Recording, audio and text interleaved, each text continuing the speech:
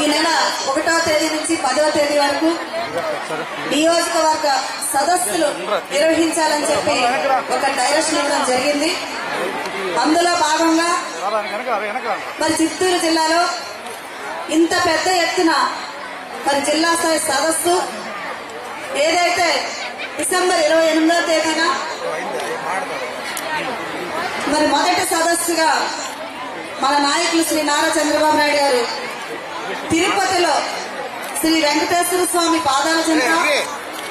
ఒక తిరుపతి సెంటిమెంట్ గా ఒక పెద్ద ప్రజా గర్జన్ని నిర్వహించి ఈ రాష్ట్రంలోనే తెలుగుదేశం పార్టీకి కానీ శ్రేణులకు కానీ ఈ రాష్ట్ర ప్రజానీకానికి కానీ వివిధ వర్గాల ప్రజలకు కానీ ఒక ధైర్యాన్ని ఒక నూతన ఉత్తేజాన్ని ఒక మహా గర్జన ద్వారా ఏ విధంగా తెలియజేశారో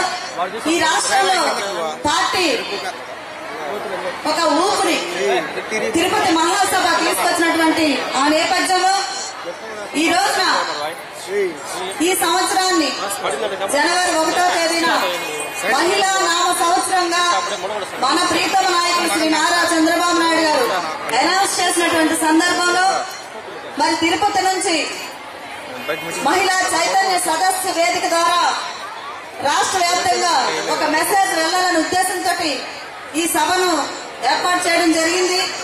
ఈ సభకు అధ్యక్షత వహించిన మరి ఎప్పుడు ఏ సమయంలో కూడా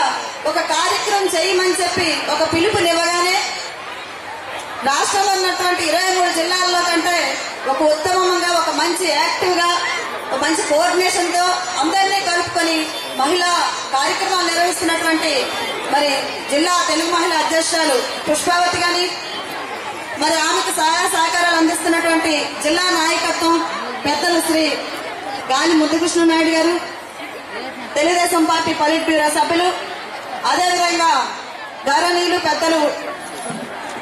శాసనసభ్యులు శ్రీ బొజ్జల గోపాలకృష్ణారెడ్డి గారు అదేవిధంగా మరి మరో శాసనసభ్యులు సత్యవాడి శ్రీమతి హేమలత గారు నియోజకవర్గ ఇన్ఛార్జ్ తిరుపతి గౌరవనీయులు శ్రీ చంద్రవాడి కృష్ణమూర్తి గారు అలాగే మాజీ పార్లమెంట్ సభ్యులు శ్రీమతి దుర్గా గారు మరి జిల్లా అధ్యక్షులు ఇప్పుడే వెళ్లారు.